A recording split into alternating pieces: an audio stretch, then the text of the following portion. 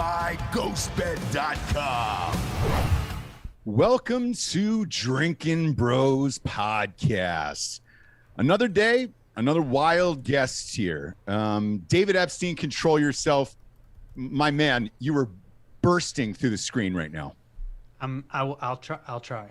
I'm sorry. I don't want to be too bright for your cameras. No. Just like blow the whole thing out. Yeah, and I don't want to wait for our lives to be over, so let's do this. That's Yeah. right. Because Ross is back in Wilmington. We're throwing a little street cred back to Dawson's Creek and shit, man. That's our roots back there.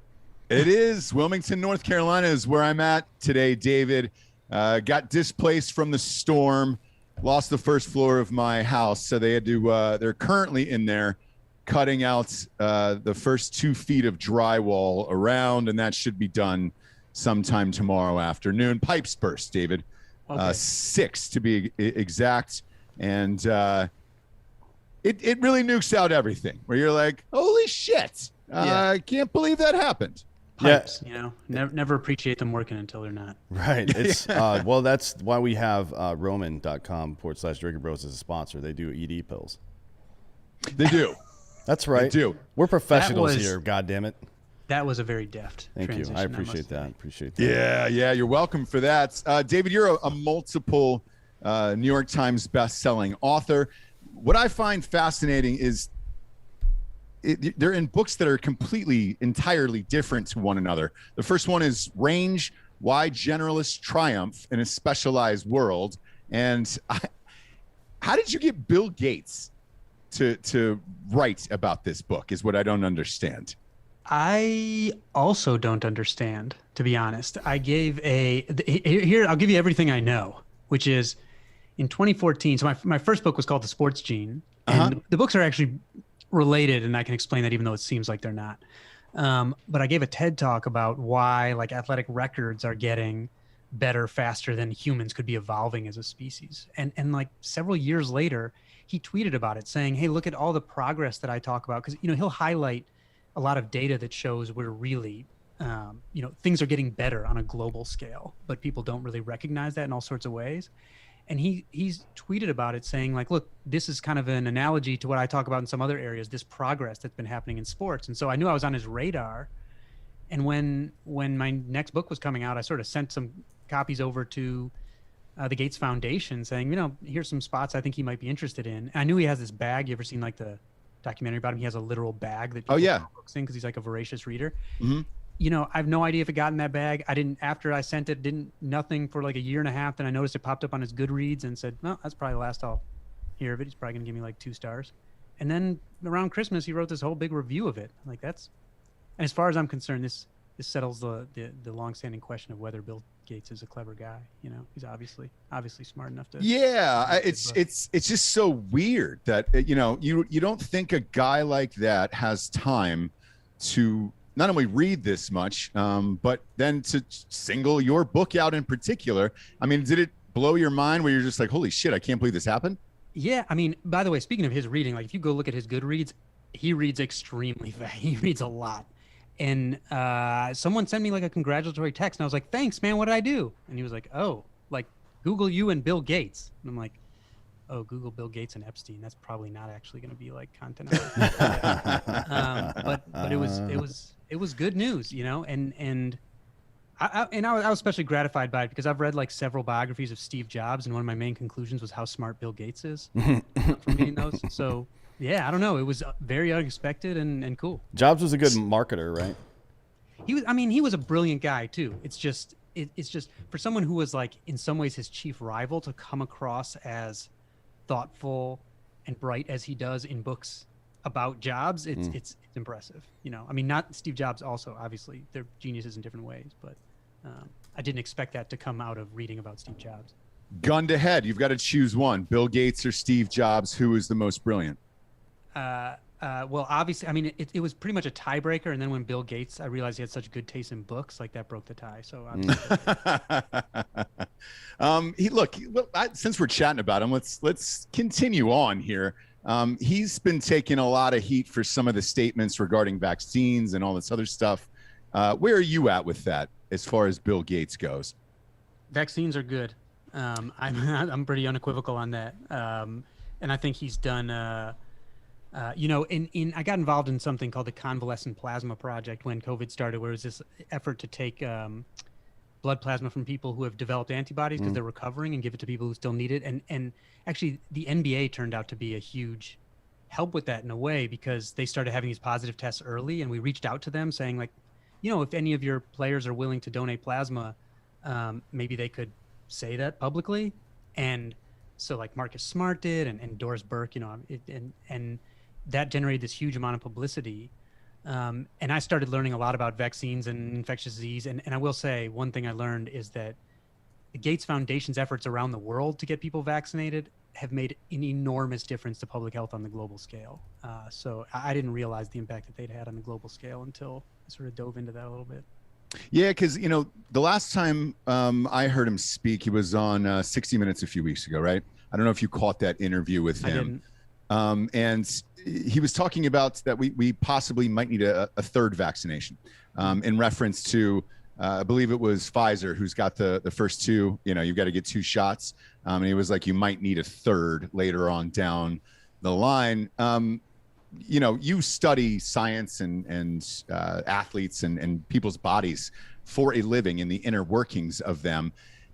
How is this different than a flu shot where, a flu shot is protective of, I think, 50%. It's got a 50% success rate. Most of these vaccinations right now for COVID are hovering right around 75 to 85. Why should we get it, I guess? Why is this not just another flu shot? It may end up looking like another flu shot. May be the kind of thing where you get the sort of booster every year. I think we don't really know yet. I think the good news is probably that, there's been this question of why in some parts of the developing world are they not having the same, death rates that we're having, like in the United States and in the UK. And I know some hypotheses for that as well. They're just not counting well. But others are that they've actually had more exposure to coronaviruses when they're younger. And so that even if they get this one, it's less likely to be lethal. Right. And so I think the hope is that even if you don't have more shots down the line, having had some exposure in one way or another will at least make it less likely to, land you in the hospital. Yep. But I think it remains to be seen if this ends up being the kind of thing that maybe we even add to the flu shot every year. Right. Well, I mean, look, the WHO would disagree with you as of a couple of months ago because they don't believe that exposure is a contributor to herd immunity anymore, apparently.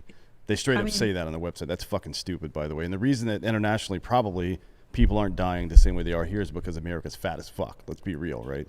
I mean, 78% of the people reported to be hospitalized from June onward were obese. 78%.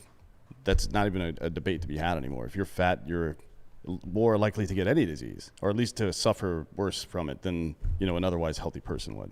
Yeah, or particularly diabetic, because I think I would say that there are people who are overweight but who exercise a lot and would be, if you looked at other physiological markers, they'd be healthier than someone who is not overweight but does has very low physical activity. Right. Yep. Absolutely. But, I think there's still a lot of stuff that we're gonna because of the amount of news. I think people sort of underestimate how much stuff there is still to learn that we're going to be learning in retrospect for quite a long time about this. Yeah, that's an interesting thing to say. I mean, you seem pretty. Look, I'm in favor of vaccination, but there's a typical process for this, and the process exists for a reason. It's a 5 to 10 year period, not 6 months.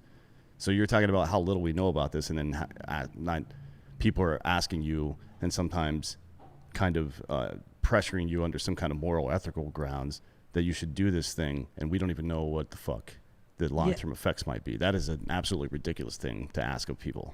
But I think there are, so let's say, so sort of one basic principle is like when you have something that has a small effect. So let's say if you have a medication that has like a subtle effect, makes you a little bit better.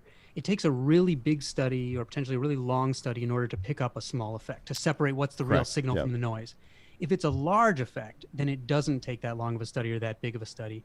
And these initial vaccines have had such a large effect, much bigger than I expected, that I'd say that it's appropriate in some ways to have not needed as long a process as we normally do. When things have big effects, you can pick them up more easily. For sure, That has been a pleasant surprise in this case. Yeah, in this case, but it's only for a very small subsection of the population, right? We're talking about people that are truly at risk of death from COVID. Or it's a very small percentage of the population that are truly at risk. So even then, we have all these. I've seen a lot of these studies, and I've looked at the demographics of them. They're super.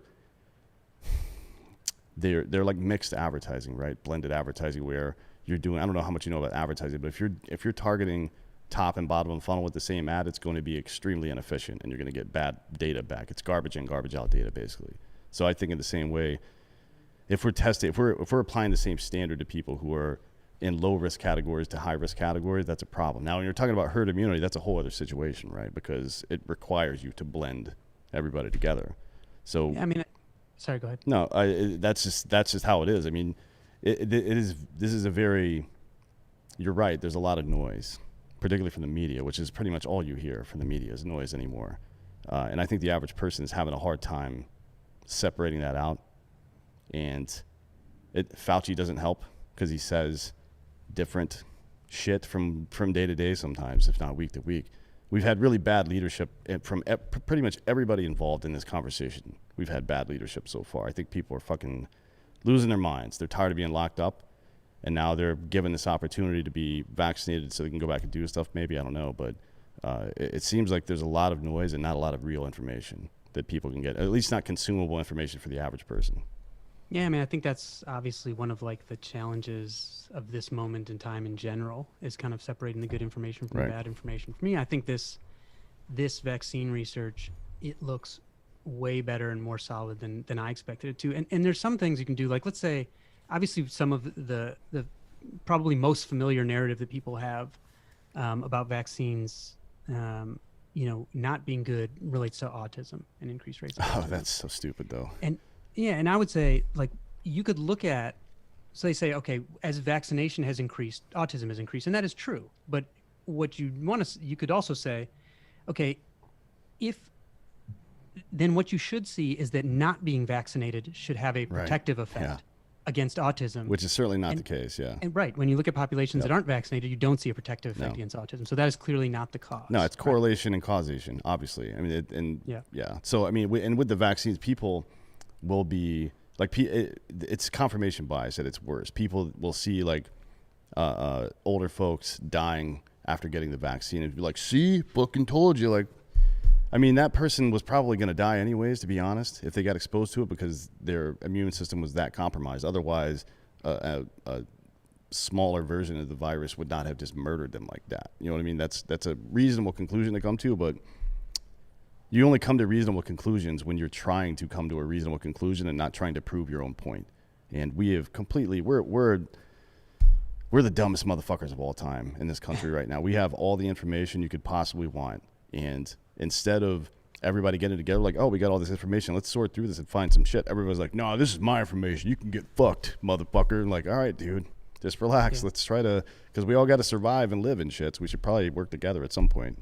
Yeah, I mean, I think this is a problem. Like, if you look back at, like kind of early 90s research on like stuff related to climate change, at the time, beliefs weren't drawn along political lines. And in other countries, they still aren't, where that hasn't become sort of a political issue. So I think as soon as something becomes like politicized, people's beliefs tend to change their beliefs rather than change their parties, so to speak. And I think there's been a lot of that going on in every direction. Well, speaking of all that, partisanship, you do a lot of sports stuff, right? Mm-hmm. Like you've written about a number of sports related things. One of the most interesting to our audience is going to be the neuroscience of like why somebody is good in crunch time versus why somebody else is not, and what the neuroscience behind that looks like. Now, you've written a book on this, right?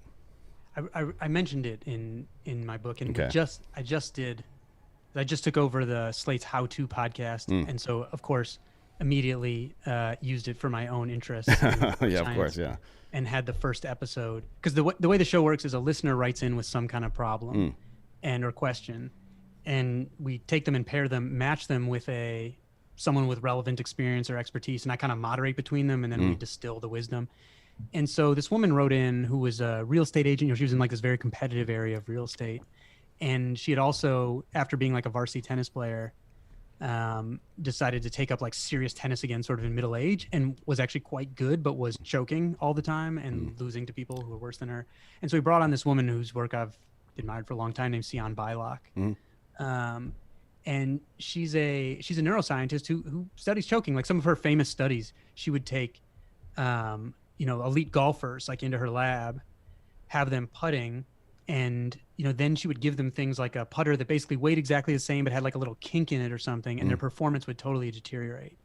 Basically, the biology, the neuroscience that's underlying this is like when you practice something a lot, like think about riding a bike, for example.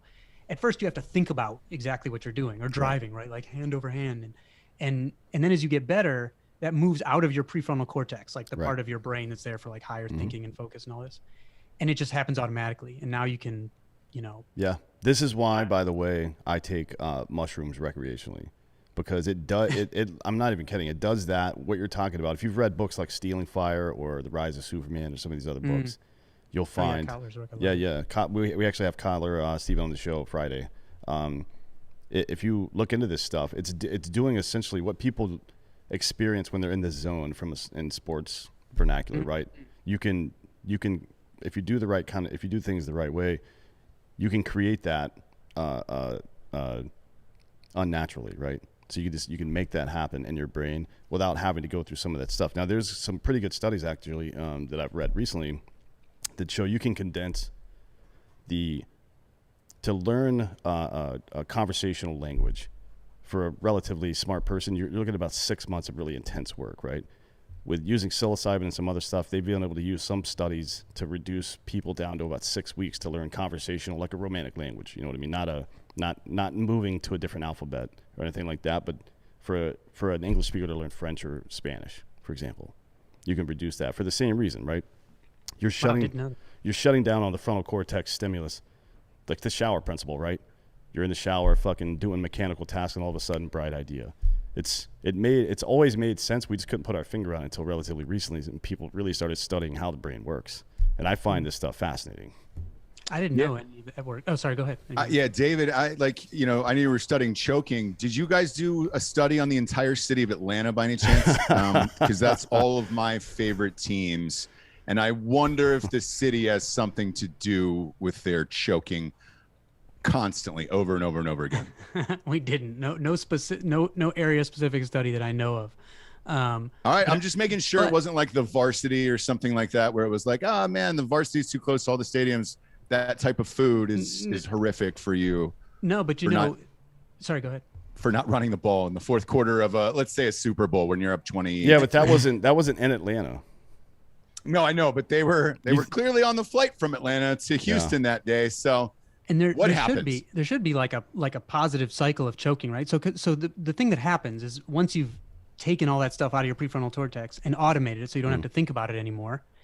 When you choke is when you bring it back into your prefrontal cortex. Like if you were, so you know how to ride a bike, presumably, and you'd be fine. You wouldn't have to think about it. You could do it with no hands. Except if I put you on like a narrow ledge on a mountain pass, suddenly you would not feel like you could do that. You'd be thinking a lot, and you might de-automate that process and perform worse. And so there actually is like a positive feedback cycle of choking that leads to more choking, because then you think about the choking. And what you don't want to be doing is thinking. And so there should be choking clusters, basically. Right. Yeah, that makes sense. I mean, like Chuck Knobloch, for example.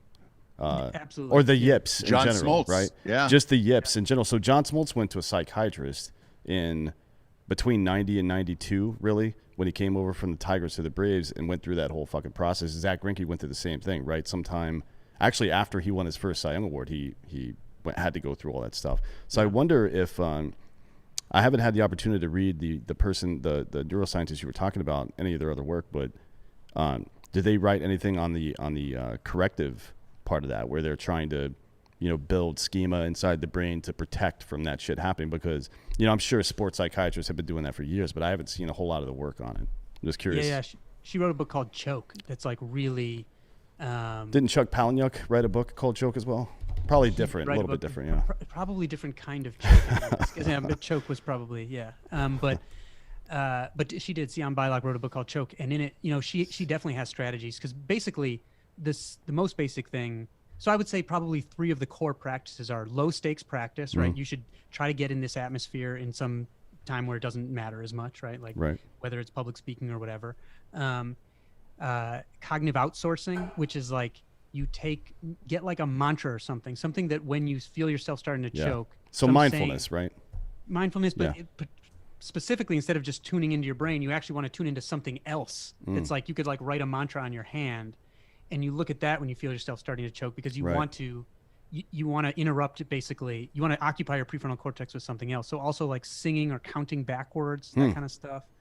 And so so occupying your prefrontal cortex in some other way. So have you ever seen like what's his name? Idan Ravine. He was like this ball handling guru for like a bunch of NBA players. He was once in a commercial where like Carmelo is doing some drills, and you see a guy like throwing tennis balls at him. While yeah, I've seen that. Yep. And so he's like this sort of ball handling guru. I think he started with Steve Francis, but then worked with a whole bunch of other guys. And I think what he figured out intuitively, because I saw him doing some of his drills, is to just come up with stuff that would occupy someone's prefrontal cortex while they were trying to learn the skill. Right. And that's sort of part of the trick. So I don't think he was like, I mean, I talked to him about it after. He wasn't like steeped in the neuroscience, but I think he just intuitively, was a genius. Right, but that's what I was saying before with we've known about the concept of the shower principle forever, and people have been over the last probably since the boomer generation trying to find ways to distract themselves so they can get to breakthrough points, whether you want to call it even in groups with group flow and stuff like that. People have been trying to do that before. The neuroscience has now caught up and explained why that was working, I guess. So you can move it forward now. So you can actually come up with strategies instead of just trying random shit.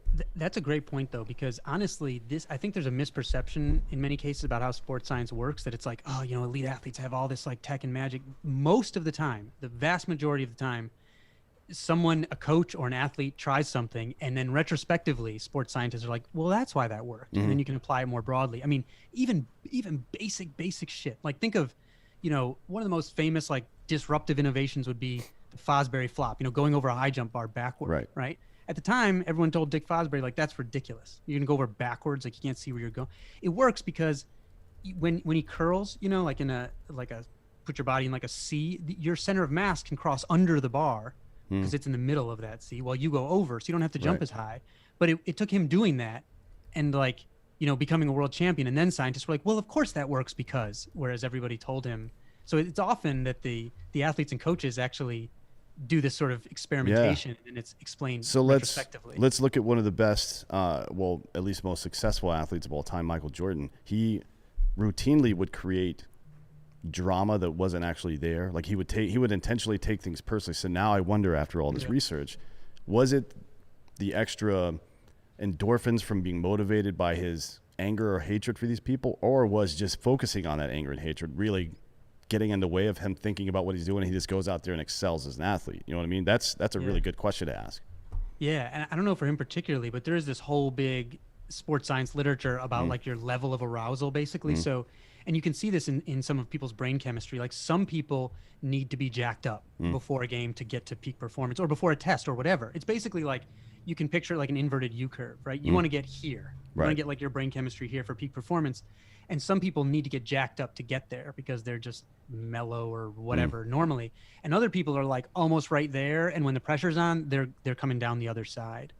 And it turns out that for some people, anger is like a really useful, you think of like, oh, you should never want to be angry. But in fact, it turns out to be like a excellent for certain people for reaching their level of arousal. It just determines what kind of, depends what kind of person you are in the start. But that makes sense though, right? Because at the end of the day, it doesn't really matter if it's the anger or if it whatever it is. I mean, we think about things in the terms of the stimulus rather than the outcome. And it seems like, at least in sports neuroscience, it's been far more productive for us to start with the result and work our way backwards, right? Because we understand a lot about the brain. We understand a lot about the results from sports because it's mostly, some of it's anecdotal, but a lot of it is actually hard data driven. So that's two good data pools to work with right there. Yeah, and sports are a lot more easily measurable than a lot of, like, I think it's, I think there's a reason analytics revolution in large part comes out of baseball, right? It's like so many discrete things that are happening that you can record and track, and so it's a lot easier. Whereas even in sports like soccer or something, it's been trickier. Never mind like broader life. Right. Who's the author of that neuroscience book you were talking about a minute ago? Sion Bylock. Okay. Yeah, her first name is Sian, last name Beilock. Yeah, there's an actress with that last name, and I was wondering if it was the same person because they both studied neuroscience. Oh, really? No, I didn't know that. Yeah, Blossom is her name.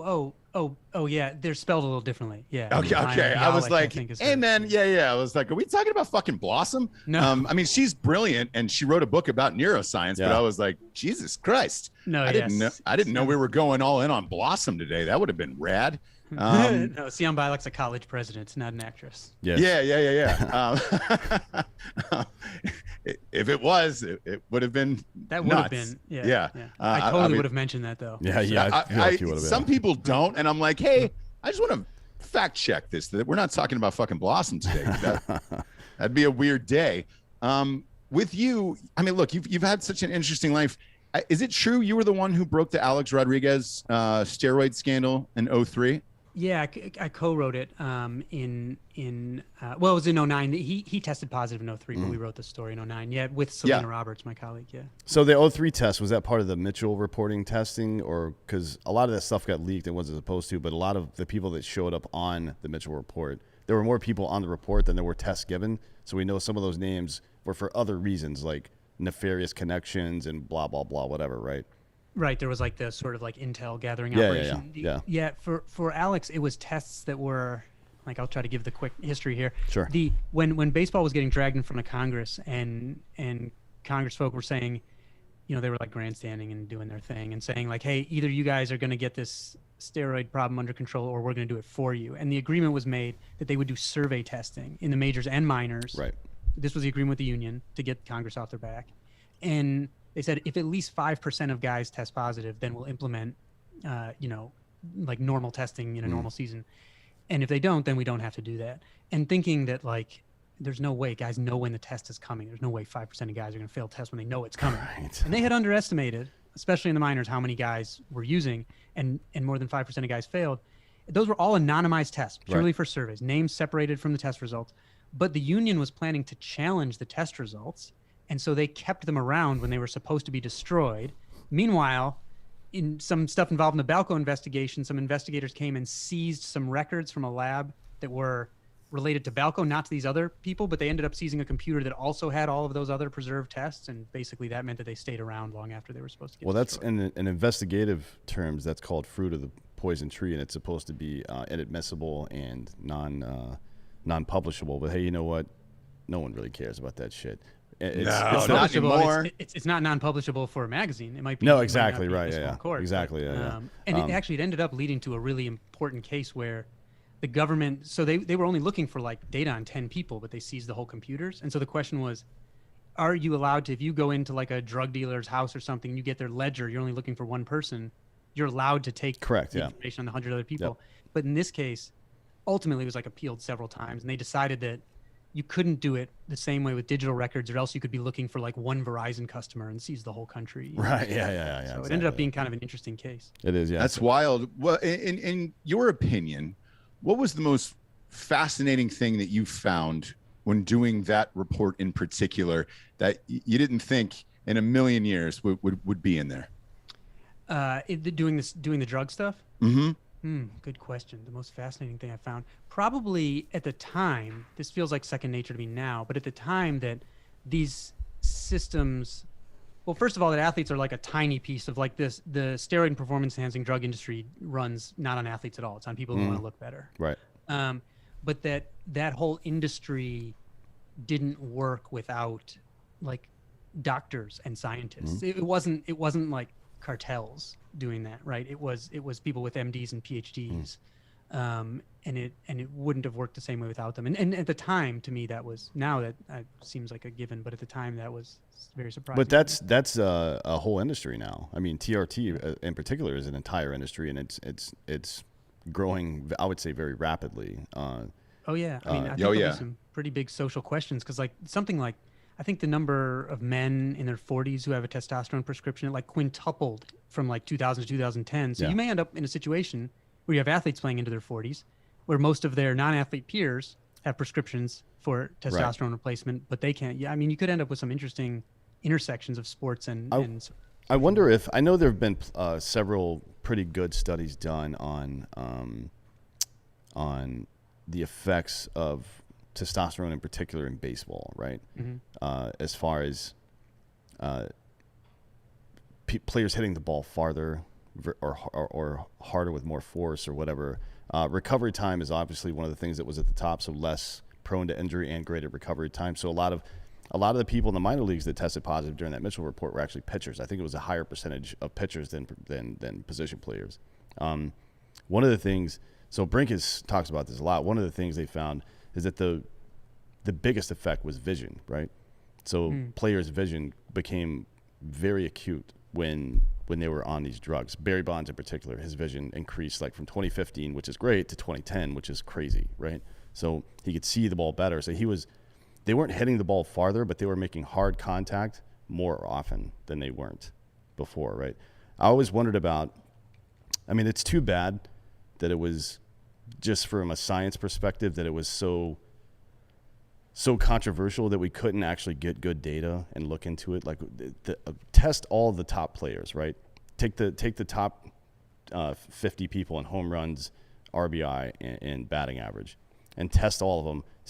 And you could look at who was doing what at what level. Like, well, this guy clearly has elevated testosterone and he's doing this, versus somebody who clearly wasn't taking testosterone but we're still doing the same thing.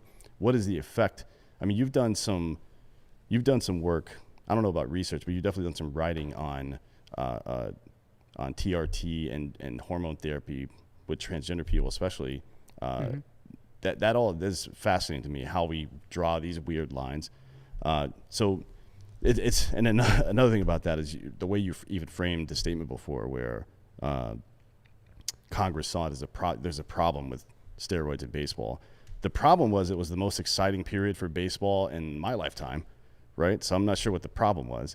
I mean, as long as people are being safe and using the drugs responsibly, I don't really give a shit, frankly. I mean, when I went back to Congress years later, when they were doing the Roger Clemens stuff, maybe being more naive about these things than I am now, they had a day, they were going to talk about growth hormone, and they had a day before where there were like some of the world's experts in growth hormone came in to testify, and I went there to listen to that, and there were like, a lot of the committee didn't even show up. And then the next day, the baseball players came and the cameras came and the lines are out the door and all that sort of stuff. Yeah. And so, I don't know, it's pretty telling that, like, were they interested in learning about growth hormone? Not so much. And that's funny because they all showed up to all the testosterone stuff. I mean, just from a medical perspective, HGH is way more problematic than testosterone. You can there's a lot of stuff that can happen with high blood pressure and vessel constriction and things like that with higher TRT that you need to really keep an eye on, but and heart disease as well from an enlarged heart and things like that. But HGH makes everything in your body larger, even cancer, right? So if you've got like something going on in your body, a tumor that even if it's benign, but it's going to be a blockage at some point, you're taking HGH and it's not seen, you're not getting a full body scan, because most of the people I know that take Sermorelin and HGH and things like that Sermorelin helps you produce more natural HGH. They get blood tests done, but that's not enough for this, right? If you have like polyps or cysts or any kind of shit like that, it's getting bigger. That's the way that shit works. Yeah, I mean, I know one of the theories for why, you usually think of younger people as being more able to cope with any type of disease, but I think one of the theories for why young women are often if they get breast cancer, progresses very quickly is because they have more growth hormone. I don't know that that's proven, but I know that was at least a sensible theory. Right. Maybe, yeah. I mean, but conversely, one of the drugs that you get for the AIDS cocktail is HGH, right? So there's some immunity to it, right? But if it's making cancer, if it's metastasizing cancer, that's a whole other fucking issue. So maybe there's not a good answer there. Yeah, and also, I mean, if you're getting medicated for HIV, right, you're already like balancing the risk of the stuff you're taking, and So but that particular cocktail is pretty goddamn successful. I mean, it's well beyond what I ever thought it would be, which is great. So you're talking about now we're talking about body chemistry and things like that, and age groups. So one of the things that you've spoken about before is how we have this weird, probably incorrect concept of how athletes age. Yeah. Can you talk more about that? Yeah, I mean, I think I I think people have this idea that athletes, they sort of like expire in their late 20s, and there are things that change, no question about it. But I was curious. I mean, my hypothesis was that we would see more athletes as sort of, coaches learned more and sports scientists helped them learn more, that we would see more athletes like playing into their early, mid, and late 40s. I don't think we'll see like the average age of elite athletes change that much, because most athletes probably go when someone who is nearly as good as them but younger and cheaper comes by and replaces them. But if so, it's not an issue of them having expired. But if they're really good, they can play a lot longer, and that has shown up in a whole bunch of in the pro leagues and in the Olympics. So we've seen more of these older outliers. Right. And I think the fact is, like, to a certain extent, like, sounds stupid, but to a certain extent, aging is a bit of a choice. Like when you get to like 70, things fall off. Right, yeah. But otherwise, there's all this like compensatory stuff you can do. Like one thing that everyone who exercises probably notices, that as they get older, their maximum heart rate comes down, right? So you can't move as much blood. But there's like fascinating research, one on a rower who medaled in 5 straight Olympics, showing that happened to him too. But if he kept working out in certain ways, it just expanded one of the chambers of his heart enough that each pump was bigger, so it just compensated. There's all this compensatory stuff that happens. There's an analysis of every Major League Baseball player, just basically for a century, who had played at least 10 seasons. And there's a pretty natural aging curve. And hitters are usually starting to decline around 29, which also, by the way, is when eyesight starts to decline. Yep. And that said, some people did better than others, and there was often this compensation where like on base percentage would go up to compensate for other things. Like they became more selective about pitches and all this stuff. And there's just this huge amount of compensation that I think we don't give enough credit for. And we just simple things, simple aspects of sports and exercise science that have entered sports more, like so-called periodization, right? One of the first things I did when I was at Sports Illustrated was I got sent to Lions training camp. And I'm there. The Detroit Lions? Detroit Lions, yeah. Yeesh, man. Were you on punishment or possibly suspended? Well, you don't get I said it was one of the first things I did. You don't walk in and like you get to go to like the plum assignment, right? You go where Peter King doesn't want to go. Yeah, exactly. Detroit's definitely on that list. And so I was there and I'm like looking at this, roster, whatever. And I'm looking at these guys and I'm like, this guy, one of their star players, I'm like, these guys are like 30 to 50 pounds heavier than it says on this like piece of paper that they just handed me. And so what I saw with some of them, at least, was that they were getting like their asses kicked. They're out of shape from the offseason. We need to kick their asses. And it's like there's this huge body of science. And again, something called periodization, which is like that's the exact wrong way to do it. Like that might feel like the way to do it, like kick their ass because they're out of shape. But actually, it's like you should be treating them like they just got out of surgery. They're in terrible shape. And if you need to ease them into it, and you basically build with these periods of increasing stress followed by rest, and then you ramp it up again and you go in these like cycles. Right. That's what periodization is. Yeah. And I think that stuff extends people's careers, extends their seasons, it extends their careers. I think they were trying to do the thing that they did, like, can't remember the main guy's name in The Princess Bride, where he's like dead and they put him in that machine and like, we're going to bring him back to life. Yeah. And bring him back to life instantly, but it takes a bunch of years off his life. That's a lot of what was sort of traditionally seen as like the hard ass, get guys into shape. But it's like, we've known about that same concept is it's like if you have a muscle injury, for example, periodization with hot cold treatment and then flexibility treatment, right, has worked. We've been doing that for 100 years. So I don't know why it hasn't made its way into. I know ultimately it's because athletics is a business. It's a TV show, right, to sell advertising. That's what it is. So people need to get their best guys back as soon as possible. I understand that. Yeah. And it could be. I mean, you could see from a coach's perspective, like, hey, if this doesn't go well and I'm fired in a season or two anyway, then like their interest may be misaligned in terms of the long term with the athlete's longevity. I mean, the Golden State Warriors got in a little trouble for that. I wouldn't say trouble, but they caught a little heat for bringing back KD after that initial injury. You know what I mean? And then he got hurt again and missed all of last season. Right. I mean, or look at like a Robert Griffin, right? Like, there's no if his long-term development had been, the main priority, obviously things would have happened differently. Yeah, and if he would have, not running so much and gotten trucked a million times, that too. But that's the other thing. I mean, so you look at someone like Tom Brady, right? You're like, okay, pocket passer. The physiological requirements of what he's doing, they don't matter that much for aging for most of them. He's mostly relying on, he's not running around. Right. He's relying on perceptual expertise, right? Which is like the reason the reason why, I don't know, maybe this is getting like too much in the weeds, but like, you ever seen the shows where like softball pitchers will strike out Major League Baseball? Oh, we were just talking about that before the show, actually. Jenny Finch went to the 2002 or 2003 All-Star game and was pitching to Barry Bonds, and he fouled off 2 balls out of all the ones she hit and didn't touch another one. You know what I mean? Yeah. And I remember the first time I saw that, and I'm like, okay, she's throwing 63 from like a 43-foot mound. Yeah. Why can't these guys hit it if they have reflexes fast enough to hit 100-mile-per-hour fastballs? You know? And the fact is, they don't have reflexes fast enough. They do what skill acquisition scientists call, they form a chunk. Basically, they pick up on body cues from the pitcher. You know, movements of the torso, rotation of the shoulder, all this stuff. Flicker of the pitch, the flashing pattern the seams make when the ball spins. Group it into a chunk. It's one signal. It says ball's going here or there.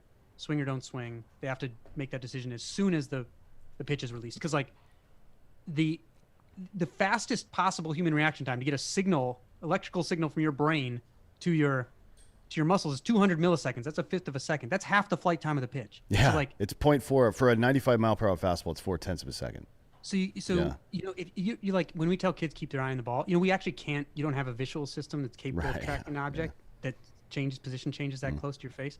So like when we tell kids to keep your eye on the ball, that's nonsense. Like you can't do it. They could close their eyes when the ball were halfway in. If it wouldn't like psychologically upset them, it wouldn't make any performance difference. So it's really based on this perceptual expertise of seeing what's coming next.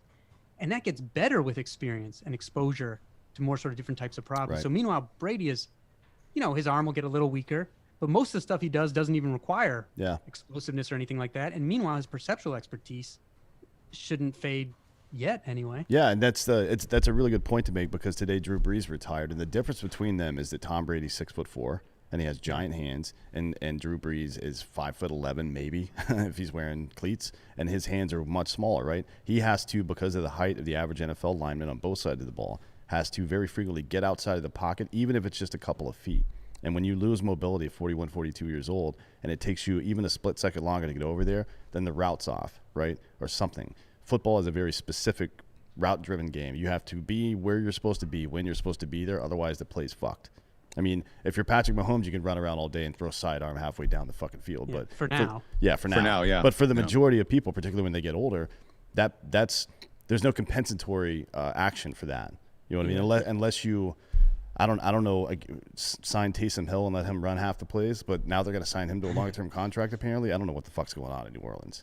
Well, with Drew Brees, right? He had those little T-Rex arms, and he had to work harder to throw the ball. Whereas Brady doesn't have that. Like it's a more natural motion for Brady, right? Yeah. Whereas Brees had to overcompensate for what his physicality was. For sure. And then having to get out of the pocket made him more susceptible to some of those bigger hits too, which Tom Brady has not been susceptible to in his entire career. I mean, the deal he just signed is through his age 45 season, right?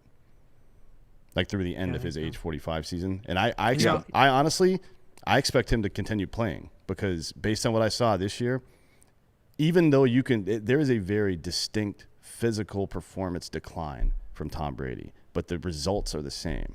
You know what I mean? That is very interesting to me. So like his ability to throw the ball as far is pretty much the same, but obviously your reaction time is going to go down. Your vision is going to be worse there, things like that.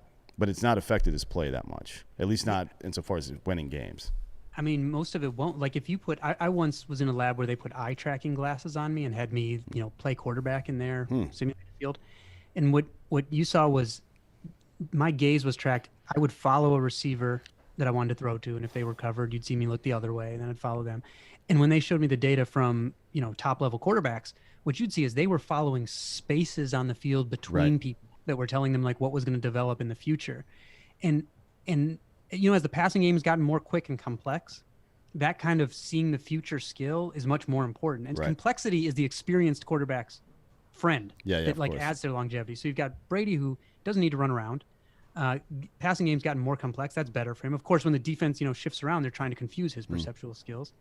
And, you know, you can't like breathe on him without getting a penalty. So all those things like that's a little Tom Brady hate right there. Like, come on. Add up to no. I mean, I wrote an article in 2016 saying he'd play into his late 40s, and I think like the way the game has shifted favors him, and also he's of course, you know, like assiduous about his cross training and stuff in the off season, and like you don't have to. There's some great. This sounds stupid, but there's like if you go into a doctor's office, they'll tell you, if you just turn 30, they're like, well, you're not going to gain any more bone mass. How much bone mass you have is important to not getting hurt, and how much muscle you can hold. So after 30, you can just slow the decline of your bone mass by doing resistance training and stuff. Right. That's like, I saw physiology data from Cirque du Soleil, who has like a lot of former Olympians who, they're doing a huge number of performances a year. Yeah. They have people who were in their late 50s who hadn't started declining yet because they had kept up with physical activity and resistance training. There's no, some of what we think of as the medical paradigm, I think for normal people doesn't really have to apply. It's just because we, spend most of our day on our asses. And a lot of, by the way, a lot of meth addicts, those Cirque du Soleil people, dead serious. They got to keep up that crazy pace. I met two of them and I was like, why are you getting out of this? They were making good money out in Vegas. And they were like, dude, the drug scene is fucking terrible. When you have to perform like that at such a high level all day and you can't miss, you're trying to stay awake at that point. So, wow, heard that. Yeah, the other part of that is with the Brady thing. So let's look at what a lot of people consider Patrick Mahomes to be one of, if not the best quarterback in the league right now. It's probably not true, but even if what we're talking about right now is accurate, then he either learns how to do a better job at finding those zones and stop having to use his mobility so much, or he will not play into his late 30s and 40s, right? I mean, that's the presumption. If what we're saying about Tom Brady is true, then the inverse has to be true as well, right? Correct. I remember like Michael Vick saying, when one of the things he realized when he had to leave football was he had relied so much on his athleticism that he hadn't really bothered doing the like stuff that can accelerate your perceptual learning, studying film and all these things. And so then he came back, and that was a big problem, and so I think that is the case. And you'll even see when I think of, I think it was in the 2014 World Cup, Messi ran less than any other non-goaltender because, he when you're have a sense of what's going to happen before it happens, you basically sprint and walk a lot. You don't have to run around like crazy. And so that's the exact same situation. Is if your perceptual skills get better, you don't have to run as much. So I'm sorry, go ahead.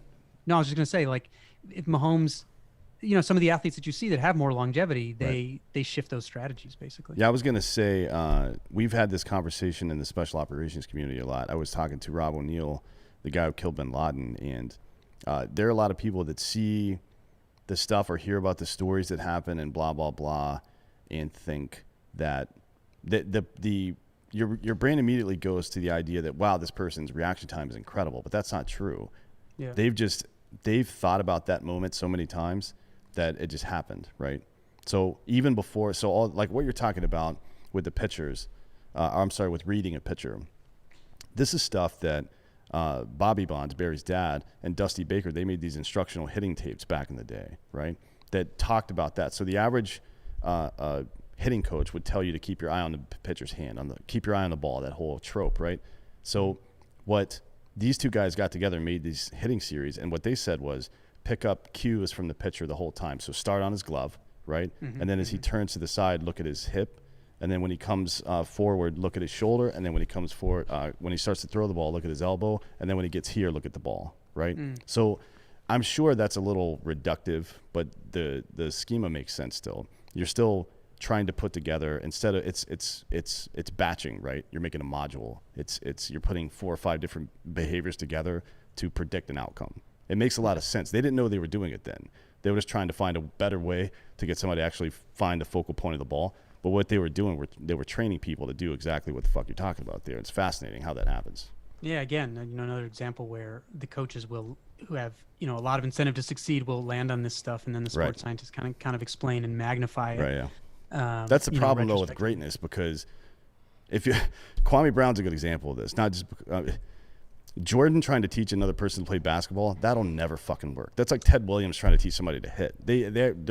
Ted Williams actually got signed for a couple of years as a consulting hitting coach, and he was just like, just hit the ball, man. What are you doing? Like, well, Ted, it doesn't really work. Not everybody's Jesus on the baseball field, guy. We can't do that. You know what I mean? Yeah. So I think it does take a partnership between science, and we're seeing it now, right? Especially in baseball. Yeah. You were right about that with the launch angle and the spin rate and all this other bullshit that's going on right now. These have become, for all Bill James did with the data analysis to tell us what type of player might be good, for the player themselves, right, to be good. Like you can figure shit out in the aggregate, right?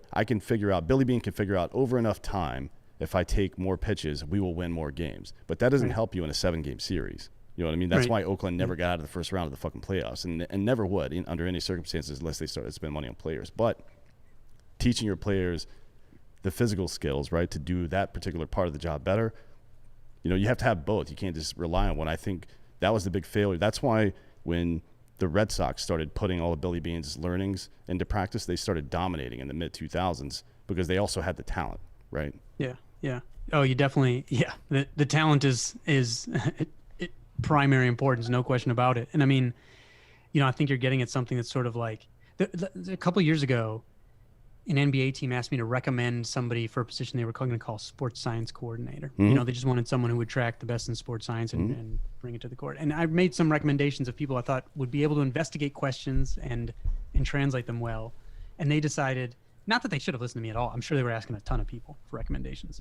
But they decided to go with someone who was a very decorated scientist from the lab. That lasted 1 year because that person came in and said, like, here are the findings, implement. You're like, no, you need someone that realizes the coach is the decision maker who has to figure out what small amount of this actually works into the stuff that we actually do with our actual human players. And so they got rid of that after 1 year and got someone who was much more of like a hybrid, of a coach and someone who could understand the science, because it is that, who can help where the rubber meets the road, because some of the sort of the easiest stuff is that looking at analytics and do selection. The harder is how can we actually make individuals better. Exactly, right. That's what I was talking about. Like you can definitely look at wins above replacement and what the key KPIs within that algorithm are. But let's just to go back to that one example, taking more pitches will absolutely lead to more wins over a 162 game season. Not going to work in 7 games. So learning that taking more pitches will benefit the team does not help the player take pitches more. It doesn't improve their selectivity. It doesn't improve their eye for the ball or whatever you want to call it, right? You still have to do this other part. It's too bad that didn't work because, I mean, to be honest, I don't understand why. I'm sure teams are definitely doing this to some degree, but league-wide studies have not been very popular. And I don't know why, man. I mean, it ultimately, like I said, football and baseball and basketball, hockey, all these things, they're a television show. And they are meant to sell advertising. That's why these guys get paid a lot of money to do it. That's why we can build these giant stadiums and go to them and have a great time and everybody enjoy it and all this stuff. It's a very mutually beneficial situation. But if you start to put regulations in the way or box out new tech, right? This is anytime anybody tries to box out creative destruction and create monopolies. We've seen it before in the early fucking 20th century. The internet took 30 to 40 more years to develop than it should have because assholes at AT&T would not open up tech to people, right? They monopolized it, and the government was complicit in all this shit. You can read all this, by the way, in The Master Switch by Tim Wu. It's a great book. Yeah, no, I agree. I was thinking about another book where I read about that same thing by a guy named James Besson, who he wrote about that AT&T story too. What's it called? Gosh, hold on. It's a little more academic. Hold on, let me see. Well, I'm fine with that. What he's saying is it's too smart for you, dummy. I know. He's straight up just he's talking a lot of shit. Very, very close. I was just it's called learning by doing. Learning by doing. The real connection between innovation, wages, and wealth. I just wanted listeners to know what they were signing up for if they picked up the book, that's all. Yeah, no, look, I get it. We're too stupid. You're smarter than us. I understand all of it. My question, David, is how come you haven't taken the juice there? You know the cocktail. You know the perfect formula to make a dope body. Like, not that your body's not great. Yeah, it's you just low key insulted his body now. Was that to get back for him calling us dumb, or what was that? No, look, you're a thinner guy. I don't know how you're doing it at that age. It's amazing. You've clearly biohacked something. You know that you're not a fat piece of shit, which is awesome. But any thoughts on jacking it up and maybe going to like a Conseco body just because you can and you have all the info? You know, when I was doing reporting on drugs in sports, I got a lot of prescriptions for drugs because I was trying to figure out like where everybody was doing stuff. So I had some prescriptions, and I thought about that from time to time. But I was a Division I 800-meter runner, and so being as big as possible was sort of never on my my agenda, because it's a lot harder to run the way that I like to run if you're too big. And so, yeah, so I just wasn't, I just wasn't sort of oriented that way. And I don't like having like too many things to do and keep track of and stuff like that. And yeah, you're not going to be counting like for somebody of your size, if you really wanted to bulk up, you're going to be eating 5,000 to 7,000 calories a day. Fuck that. I mean, Fuck also, all of that. Speaking of that, for most people, like they can, people think about this stuff that like elite athletes are doing. Like that's the high hanging fruit. Like most people should get their diet and their exercise in order first before they're thinking about any of that kind of stuff. Yep. So plenty of low hanging fruit, I still work on. And I don't like to, I was at ProPublica doing some investigative reporting on medicine. And one of my conclusions was I don't really want to mess around with medicine unless I, feel really strongly about it. Right. Well, look, I'm just saying for the ladies, you married, David? Yes, I am. Okay. And if you weren't, I didn't see a ring on one of those hands. I didn't know if you were. I would be like, if you're a single guy, for the ladies, why not take a couple injections and take shit to the next level? Like that would be rad. Are you talking to me, or you talking to yourself? Both. I'm trying to figure out what's going on here. Both. Like I've talked about this numerous times on this show. I'd love the perfect cocktail and doctor it'd be a one-stop shop, right? I could go get my steroids, be my best possible self, do exactly the workout I need to do in the exact amount of time. Like the perfect time for me would be about 48 minutes, right? Get all my injections, all my shit. Yeah. I'm a busy guy, David. I do, 125 shows a month. I don't think he was commenting on the length of the workout, just the specificity. 48 is pretty exact. What do you got, 12 minutes to do something else? Yes. And you know what that something else is. It's okay? pounded off. Yeah, I know. Exactly. Yeah. It's twice a day, 6 minutes a piece. That's fine. Like I can reload and, 1 in the morning, 1 at night, and then having sex somewhere like right after dinner. If I could go in for a 48-minute workout, get all jacked up by the doctors, get a bunch of syringes, but all the clean shit, like the good shit, that like a Ryan Reynolds is on, for Deadpool, for example, right? Then, I could live my life, enjoy my day, and be the best human I could possibly be. I think I'd be a happier person. The world would be better for it, and everybody would be hot. But I think what he's challenging is the perception that everybody needs the same body. If he wants to be a runner, for example, most tier 1 operators are not large. They don't look like me. They look more like Giorgio. They're like very thin guys. They're between 5'7" often, is that low, to 5'10" or 11, maybe 5'11". You rarely over 6 feet tall will you see a tier 1 operator, and it's because they are endurance athletes. Ultimately, that's what they are. They have to be able to go do that at a high level for a very long period of time.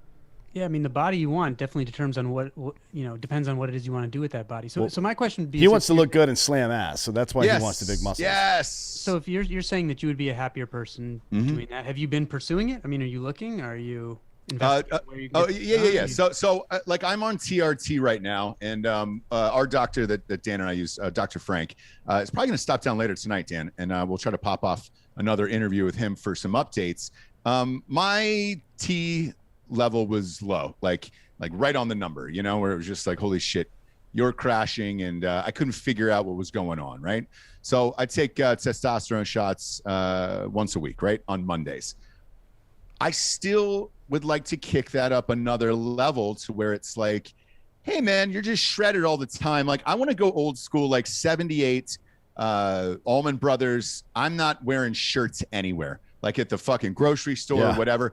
I want my shirt to be like a mask, where I want people to stop me and be like, sir, you need to put your shirt on if you're going to shop here. The same way somebody's going to tell me to put my fucking mask on these days. I want to be that guy. So you want to be Jeff Spicoli from Fast Times at Ridgemont High is what you're saying? 100%. Yeah, I get it. However, the only way to do that at this age, and again, I don't have a lot of time throughout the day. We do 125 shows a month on this network. And then I write at night, also a New York Times best-selling author as well. David, even though you called me a fucking dummy earlier. That was nothing about that. I'm kidding. I'm totally kidding. I'm going to get a bumper sticker. David Epstein didn't kill himself.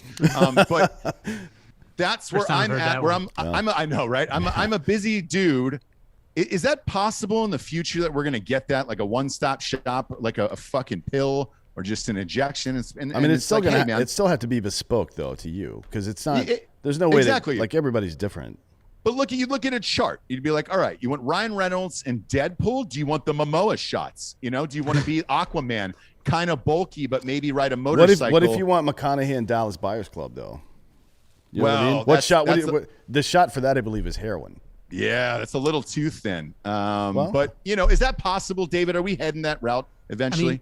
I mean, if we start, you know, moving through the world with our digital avatars, this could be like much more easy, much more quickly than you think. That's right? true. Like we could go full. You remember that movie Gamer with Gerard Butler, where there's this fat fucks sitting in chairs, leaned back, but their avatars hot. So hey, let's do G-butts. Yeah, G-butts. Great example. He was in 300. All those guys were all those were jacked up on steroids. That was all airbrushed in. All those abs. They were later, but they still had to do some form of working out and all that other stuff. But yeah, man, I had this conversation because there was a gym in Austin that was like a new wave type shit where they hook you up with New Fit, those pads. Yes, New Fit. You know, they hook you up with those pads and they shock the shit out of you. You know what I'm talking about, David? Yep. Yeah. So, dude, I was going there for like a few months, right? And it worked. I was getting I was sore as fuck, and I was getting the shit like shocked out of me. And I talked to somebody there, and I was like, "What's the eventual dream of this?" And they were like, "Man, if you could add a clinic onto this, and then, you know, take whatever you needed to take, buy a doctor, obviously, super healthy, and then do some of this shit, you'd be styling at that point." Are we near it? You know, I don't think we're near the like give me the Ryan Reynolds and Deadpool injection.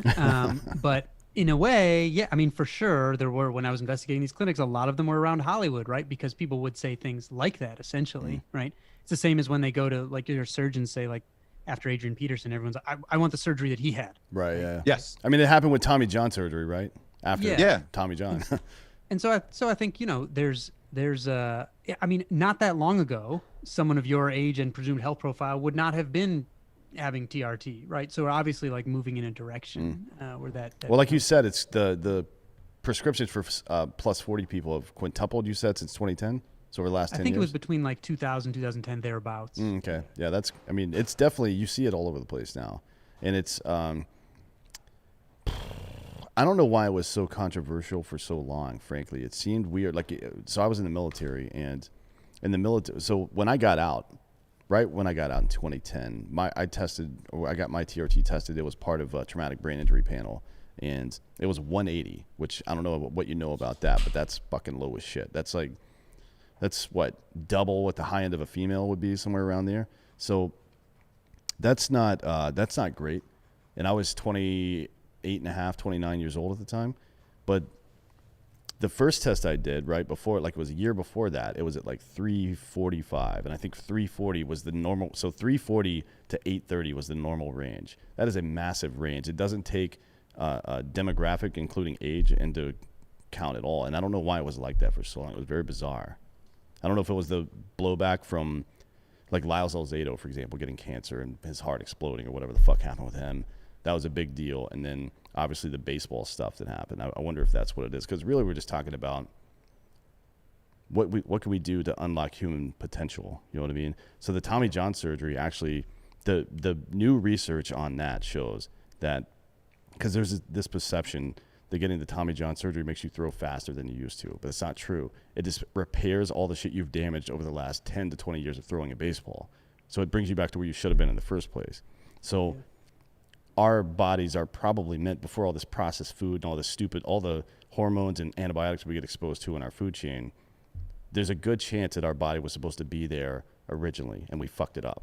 And now we're just correcting what was, done to us by commercial farming and stuff like that. So I don't understand why it's so fucking controversial. I mean, it's well, I think it's clearly getting less controversial. Certainly now, yes. Which is why you've seen those, and that stuff just takes time. I mean, one of the reasons I think it was so controversial, honestly, is because, to some degree, like, athletes would get caught, starting like in the 80s, but then up through Congress. Right. Instead of saying, like, I don't understand why this is so controversial, they would say, I would absolutely never do that because all the children would be corrupted and blah, blah, blah. Yeah. So I think a lot of athletes who did not think it was controversial went in very public places and made it seem controversial. And so actually I think that was one of the not so great outcomes of, that kind of grandstanding that occurred. Right. Congress that's all they do is grandstand. So I don't know. Yeah, I mean, they get positive feedback for doing that. So Yeah, why well, they keep doing it. by positive feedback, I assume you mean attention. More and attention. Reelected, Yeah. yeah. Yeah. Yeah. Yeah, but that's interesting. You mentioned that processed food thing. I'm not like just trying to plug my own thing here, but the episode we have coming out tomorrow on how to is by James Nestor, who just wrote a book on like, science of breathing. Yep. Yeah. And one of the things he mentioned that I didn't know about at all was that if you look at like skulls of our ancestors, they have straight teeth because before processed food, when you had to chew a lot, your bone and muscle in your face strengthened and your face became broader, and so your teeth came in straight. And now that since we're growing up more on processed food, our faces end up growing a little smaller than they should, and our teeth come in all crooked. And so he's got me chewing this like leathery kind of gum and stuff. And I just thought that was fascinating. Oh, you're not cruising around with that little rubber ring that I see those dudes on like chewing on the internet. I'm like, dude, what are you practicing for? No. It's just normal gum. It's just like harder at first. Wait, what kind of gum is it? Plug the gum too, man. Since you plugged your own shit, you're not going to plug the gum that's saving your life? Are you kidding me? Plug the I'm gum. gonna save my life. I've been chewing this gum for a week. Yeah. It's just the kind that James recommends. It's this Turkish gum called Falim. Oh, cool. Okay. But people are getting smaller heads. That was my biggest faces. Yeah. Smaller faces. Yeah. Man, there's got to be a study between that and Antifa. I just saw that that huge mugshot list of all the Antifa people. Super tiny faces and eyes close together. Like that was a weird one too. I call them tine heads. Yeah. Like tiny head. Tiny head folks. Yeah. But it's not, I don't think it's political. It's just some people. No, not at all. It's just those are the people that I think they're attracted to one another because of the head size. And then they decide to go for something big, where it's like, hey. How important is head size to you, if you don't mind me asking? To me? No, well, tell both of you. Yeah, that question's for both of you. Like, if you were choosing a partner, does head size come into play? Obviously, if it was grotesque in one way or the other, it's going to come into play. But if otherwise reasonably attractive woman, if she had a smaller head than you were used to, would that affect whether? I wonder about that. I wonder about a lot of things. Yeah, David, I'll start with me, and that way you can decide how uncomfortable you want to take this, right? For me personally, my wife has smaller teeth. And I know that sounds weird. They're just above a baby tooth, where it's not a baby, but it's a woman. But if they were a little smaller, I wouldn't have married her. And I told her about it, and I was like, "Have you heard that before in your life?" She goes, "Actually, I have. Yes. Like I have these tiny teeth, and I just made it." You know what I'm saying? Made it. Wow. Yeah. I'm gonna go ahead and say, I have never spent a moment consciously thinking about that. Oh yeah, I've thought about it a lot. So with her, I told her, I was like, look, if those teeth were any smaller, you'd start to get into a danger zone for me, where it's like, man, very pedophile. It almost looked like, to a point where I was going to ask, like, have your baby teeth fallen out yet? I met her when she was like 30. And so my guess is that she didn't just say, like, in that conversation with like, gosh, I'm lucky my teeth aren't any smaller. What did she have to say about you? Yeah, exactly. She probably called him a cunt, to be honest. Yeah, no. She's super funny. But she actually fessed up to the baby tooth thing. She was like, yeah, dude, I was this, like, she goes, I was like, I don't know what you measure. I think it's centimeters, or it's not a millimeter, obviously. It's way too big.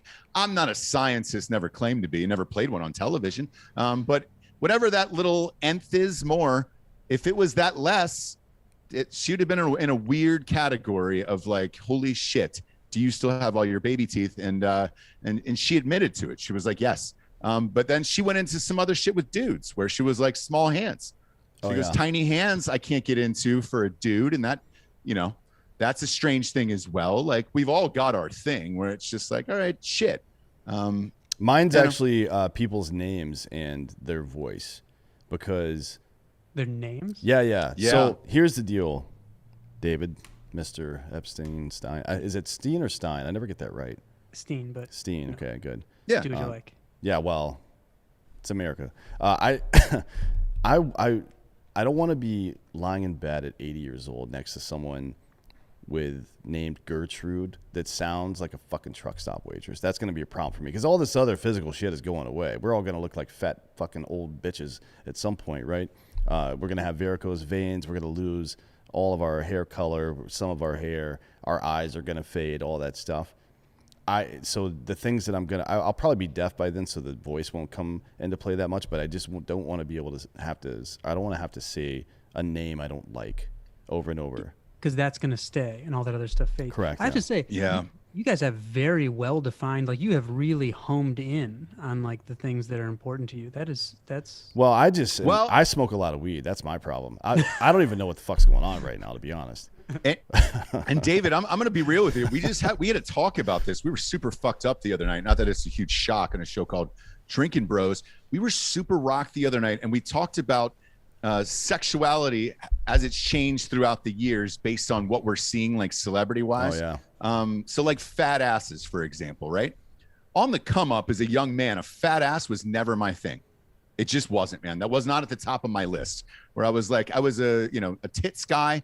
And then it slowly shifted over the years into fat asses. And like, I found myself dating, more and more people that were living up to that standard. And then I married a girl that's just a great fat ass. I like how this conversation for the first like hour and 10 minutes or so, or hour and 5 minutes, was like super scientific, and now we're just talking about fat asses. What happened? This went off the rails completely. This is scientific, and I'll ask you why, David. Does that come into play psychology-wise when, over the years, if you're seeing the same thing over and over and over again, or shit is constantly thrown in your face, does it change your perception and things that you taste and things like that as they develop over the years? Is like last night, I was one of like 10 people watching the Grammys apparently, and then they did a live performance of Wet Ass Pussy with Cardi B and Megan Thee Stallion, right? I'd never really thought of Megan Thee Stallion as that attractive until last night, and then she got out there and I was like, all right, bullshit. There was different elements that I'd never seen before, partially because she was performing almost nude. But is that a thing that's going on in psychology, like in today's society? Man, I don't know. I think it's clearly like there are aspects of perception of beauty and attraction that have changed over history, but I have no idea what the psychology specifically has to say about that. And at the risk of at the risk of you thinking I'm trying to insult you again, which I wasn't before, I was like, you know what, my wife, I'm like, she's a lot smarter than I am. That's going to be good in the long run. And I'm trying to think about, I'm not even sure I know that much about her teeth, to be honest. Okay. So let's take this, right? Because you're a really fucking smart dude. Clearly. How is your wife smarter than you? Like what were her stats? Harvard, what did she graduate in? Like all that shit. Yeah. Like, how is she smarter than you? That seems crazy. Yeah, no, it's not that crazy. Come on. There's a lot of smart people out there, but yeah, no, I mean, she went to Harvard, but that's not why, like, I think she's smart. It was just like, I had like trouble keeping up with her, right. And she was like very, not just smart, but like wanted to like do stuff that other people would be like, that's not going to work because, and she was like, no, I'll handle it. I'll make it work. And I just thought that was super cool. And she's turned out, as I thought, to be like very sort of entrepreneurial and always starting stuff. And, so, it's like, what, marry up. Right. That was that's the strategy. The motivation behind doing stuff it says a lot about you as a person though, right? Like if your motivation is small teeth, for example, you're probably a piece of shit. I mean, let's be real. Ross is a piece of shit and everybody knows it, man. That's half of the show, but so am I. So are we all. Yeah. You just got to find out how you're a piece of shit and work around it. That's exactly. My life. What city do you live in, David? I live in DC. Okay, cool. Because I want to make sure that my kids don't go to school with yours. They will fuck up the bell curve. If your wife is smarter than you, holy shit, your children are gonna. I mean, just bell curve destroyers for the rest of their lives. Do you have any kids? I do. I have a 2-year-old. Yeah. Okay, cool. So I get a 2-year-old as well, right? And I'm honest about, the long-term expectations for them. Great-looking kids. Wife's hot. Kids are good-looking, but they'd get just drilled in a science fair against your kids in like fucking 3rd grade. I don't want any part of that. This is very reminiscent of a conversation that happened between one of your friends and Tucker Carlson. Do you remember writing about that a couple years ago? About what's David? her name? Yeah, David. Oh, about one of my friends and Tucker Carlson. Yeah. Oh, you mean about Joanna Harper? Yes. Yeah. Where she said, your kids are probably not going to be very good runners, for example. Yeah, that was funny. Yeah. Joanna is a medical physicist and a trans woman who was an age group champion as a runner and went on Tucker Carlson to talk about transgender athletes. And at some point, he was talking about, would transgender athletes like ruin the competition for some girls? And Joanna said, like, well, as I understand it, you're like a 27-minute 5K runner, so I don't think your progeny will have to worry about this. And he was like, yeah, he got a good kick out of that. That was really funny, actually. Yeah. He's not getting a good kick out of the press he's getting right now, though. I don't think. Shit. It is what it is. There's other fucked up things going on in the world, or maybe he is, dude. His ratings are probably through the goddamn roof. I know that I'm watching the Cuomos just to see what happens to homeboy up in New York, what the brother's going to say about it. Yeah. It all varies. What's your end game, David? What's your ultimate dream that you haven't tackled yet? My ultimate dream that I haven't tackled yet. Ooh, I don't know, like to go to space. I used to want to be a fighter pilot and an astronaut. And that looks like it's increasingly receding from possibility. But I don't know. I mean, these books, like, taken on, like, I didn't expect Bill Gates to be like blurbing or writing about my book and stuff like that. So I'm still sort of find it crazy that this shit I get curious about, a lot of other people seem to be curious about. And so that's why I'm kind of dabbling in a podcast right now, and I'm sure there'll be other books, but I'm sort of in an exploratory phase right now. But basically I always get obsessed about what I think are like mistranslations of science to the public. And those start me down some, a line of some project. And I think I'll keep doing that for a while. Nice. Do you write to music? I don't write music. I love music. I don't write music. Write to music. No, write to it. Do I write to music? I sometimes do. If I'm like really trying to focus in though, and I think this has to do with like that sort of, occupying my prefrontal cortex. Yeah. If I'm really need to focus in, I won't listen to music with words. If I'm sort of, if I only need to be like, if I don't need to be like totally locked in, I can listen to music. But if I need to be totally locked in, then it's probably. So you're listening to music without words. Is it like classical, or are you listening to like trance music or some shit like that, like techno? Could be anything. Doesn't really. Well, probably not techno. I think that would be a little. If I'm trying to get locked in, that might be a little bit distracting. Daft Punk is a little lighter. Like movie. There's some good like movie soundtracks for that, right? Like you don't want anything that's like stuff that's like pretty typical harmony, right? Because it's not like requiring any of your processing power to like listen to what's going on. Yeah, my Zimmer. Yeah, I bet you're a Zimmer guy. Are you a Hans Zimmer guy? I would totally listen to like the Gladiator soundtrack. That's the one that popped in my head too. Yeah, that's a good one. But my brain first went to popular songs with the lyrics removed, but I think your brain would still be trying to sing the lyrics in your head if you recognize the melody. So it would have to be something completely distinct. Yeah, and I mean, I will turn it. One thing I'll find too is if I put some on, if I'm listening to it over and over and over and over again, then it kind of like fades away anyway. But sometimes too, if I really want to be locked in, I'll turn the music off for a little while, even though it's not as much fun. Yeah. By the way, Hans Zimmer played Coachella 2 years ago. Imagine taking hard drugs and seeing that for fucking an hour and a half. No, we actually had a similar experience, but it was more the surrealness. It wasn't the incredible nature of the music. So we were at a charity golf tournament in September with Kid Rock, John Daly, and Rob O'Neill, and some other people. And it's late in the day. We'd been drinking all day, and all of a sudden, Proud to Be an American comes on. Like there's a band there, and they started playing Proud to Be an American, and we're like, what the fuck? So Ross turned around, and it was actually Lee Greenwood, the guy that wrote the song. Nobody knew he was there. Oh, wow. That had me fucked up for about 2 weeks. I couldn't figure out what was real. Same. You know I started crying. I don't even know why. I just who knows who I literally walked out. Imagine, because I thought it was like a karaoke thing, right? Somebody was singing it, and I was like, God damn, that dude's good. So I popped on out, and I was like, holy shit, it's really Lee Greenwood. I think it was definitely a combination of the sun that I had taken, all day long, and then maybe 14 or 15 cocktails consumed. But I started crying, and I tweeted about it, and Lee hit me up, and he was like, "Man, I appreciate it. I appreciate that you were emotional to that." So he's going to come on the show. But there's certain songs that trigger all that shit. I don't think you believe me about the Hans Zimmer thing. That's true, by the way. If you go look up his performance at Coachella on YouTube after the show's over, it'll alter your mind. You're like, oh fuck, he played the Gladiator thing. at Coachella. Oh shit! Okay. Really? Dude, all of his huge hits from all of his movies, he played in a row. It was like I think it was an hour and 20 minutes, and people were blotto. I mean, out of their mind on drugs. And then hearing all their favorite movie scores, you were like, oh shit. But the Gladiator one he played that night. That would be pretty incredible. I know. I wish I was there. I'll definitely check that out. It sounded weird at first, and then I was like, and then I popped it on, and I was like, oh shit, dude, Zimmer just pounded out hits. There was no B-sides from Zimmer. It was all shit you knew, you know? It was all shit you knew. This is the point in the show, David. We get to the Drinkin' Bro of the Week, which is someone who has inspired you or helped you become the person you are today. Who would you like to give the Drinkin' Bro of the Week to? Oh, who's inspired me? Who I'm going to be?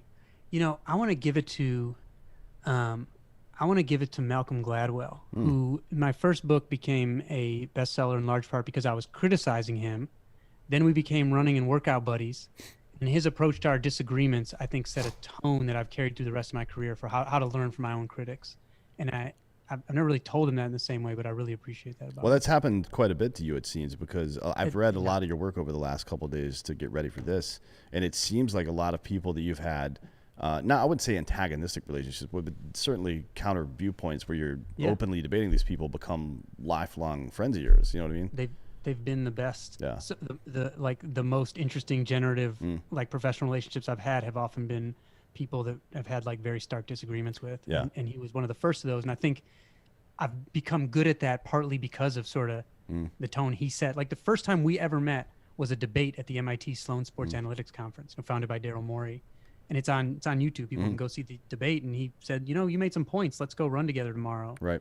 I think that just set a tone that I've carried through my career. Well, I mean, it's good. We need more of that for sure. It's one of the things I love about the conversations between Eric Weinstein and Douglas Murray. If you ever watch or listen to Portal's Weinstein's podcast, some of those, because they could not be more different as human beings. I guess they could be different races, but they could not be, at least ideologically, more different. Yeah. I think ability to learn from your critics is a massively underrated skill. Well, one of the things people say is it's I can't remember where the quote comes from. I will have to look it up sometime, but it's essentially speak as if you know you're right, but listen as if you know you're wrong, right?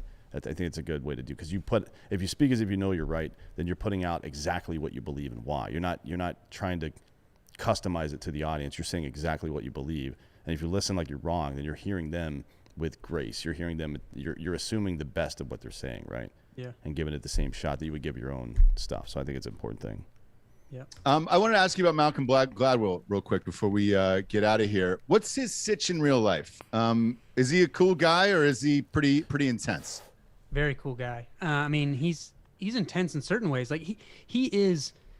I feel like he is who you would probably guess he is from all of his work, which is you throw out an idea, he throws out some angle you haven't thought of, right? Mm-hmm. Like you can be like that like intersection that we just ran through, that intersection sucks. It annoys me every day. And he's like, that's because of this like traffic pattern thing, like 5 blocks downstream that happened for like some, reason that I don't know about. And so he's just like playful with ideas. I think he's very much like who you would think he is from all the stuff he does publicly and in his work, like in his own time.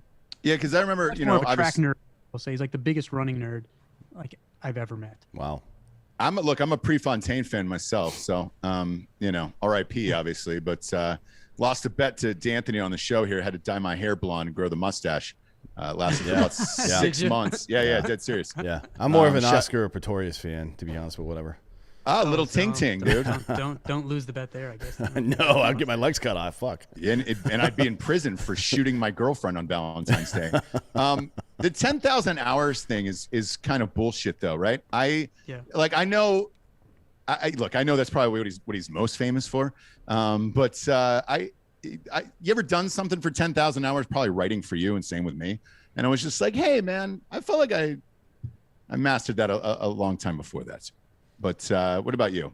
Yeah, I mean, I'm sure I guess I've probably written for 10,000 hours, or at least like thought about writing for 10,000 hours. But that to the extent that Malcolm meant a lot of practice is important to become great, and often more than people think, fine. But that actual 10,000 hours came from this tiny violin study. Right, yeah. Where basically nobody actually did 10,000 hours. It was like an average Some people went over, some people went under. It was an average of these enormous individual differences that actually tells you nothing about how people reach expertise. So it's a mean median mode discrepancy then, ultimately, right? I mean, that was one of the problems with it. Yes. Interesting. Yeah. Wild. Well, look, give him a shout out. Obviously, I'm sure he'd love to match my brilliant mind someday. I'm just totally kidding. David, tell everybody where they can find you. You can find me at davidepstein.com. I write the Range Report. Is something new that I started there. Just a free newsletter, and I'm the new host of Slate's How To podcast. So if you got some problem you want us to work on, just write into it, and if it's a really interesting problem, we'll take it up. Sweet. What kind of problems do you guys typically deal with there? Is it everything across the board? Yeah, it could really be anything. I mean, I was interviewing someone today that was like, how I mentioned earlier was about choking, like how not to choke was the first episode I did. I was interviewing someone today about like how to survive when you're lost at sea, so it can range from like the pretty unlikely to the like everyday, how not to choke in your office to how to survive things that probably won't actually happen to you. Anything like super intense or super disgusting where you're like, holy shit, I can't believe that one? I mean, I've only been doing it for a couple episodes, but some of them are definitely intense. Like somebody wanted to, who had a bunch of family deaths, like in the pandemic, wanted to know about like how to write obituaries for their own family members. And, like people who became estranged from, like there was one episode that went viral. This was when Charles Duhigg, the author of Power of Habit, was the host before I was the host. He had one where this woman's father wrote to her and was like, lose my phone number, don't talk to me, and it was like, how do you deal with like a parent who for like no real logical reason like wants to become estranged from you? So some of them are pretty intense, some of them are just funny and goofy, and some of them are pretty intense. Okay, cool. Yeah, Definitely, I mean, because there's a lot of craziness out in the world. I mean, look, we've done somewhere in the neighborhood of 1,000 episodes on this show, so yeah. I mean, fuck yeah, if you were going to do a how-to with like Tiana Trump, for example, you don't want to do that one. Yeah, it's going to be a long night. You're going to learn a lot. She is a porn star, in case you were not familiar. But it's not familiar. Yeah. She broke down how to give like the world's best blowjob, and like to a T. And then she was like, you can find it on Twitter, and she actually posts videos there. Where I didn't know that about her. You know what I'm saying? I hear what you're saying. And when you're the host of How To, I will that might not be an episode of How To until you're hosting. Well, give them my resume and then what I just told you and see if they're interested. I'm totally kidding. But no, it's fucking hilarious. David, you're a great guy, great sport. It was great being with you. We appreciate your time today. Look, check out his books. How many bestsellers do you got on New York Times? I've written 2 books, and they've both been bestsellers: The Sports Gene and Range. Wow. So that's that's 2 guests in a row, because we had Maria Konnikova on yesterday. I don't know if you're familiar with her. She's one of my favorite. She's a good friend. I also talked to her yesterday. Oh, really? Yeah. So while we recorded with her last week, the show went out last night. She is really fucking smart. We had a great conversation with her. Really enjoyed it. Were you guys talking poker? Just sociology and psychology and a little bit of poker. Yeah. Yeah, she's amazing. She's really amazing. She's of all my friends, she's so in her whatever, she was like investigating risk taking and focus and all this, and sort of accidentally became a pro poker. Not accidentally, she became a pro poker player. She didn't know like how many cards were in a deck before she became a pro. Right. She is absolutely my least of all my friends. The person I'm the least surprised at would go from like knowing nothing to being a poker pro in a year. So that's a good summary of her. I bet your dinner parties are wild, dude. It's very, very heady. My 2-year-old, he is. Smashing peas up on the plate. As you know, yeah. Yeah, it's a blast. Check out David. Check out his books on Amazon. Check out his podcast. We appreciate you being here. For David Epstein, D'Anthony Hollaway, I'm Ross Patterson. This is the Drinkin' Bros. Good night, everyone.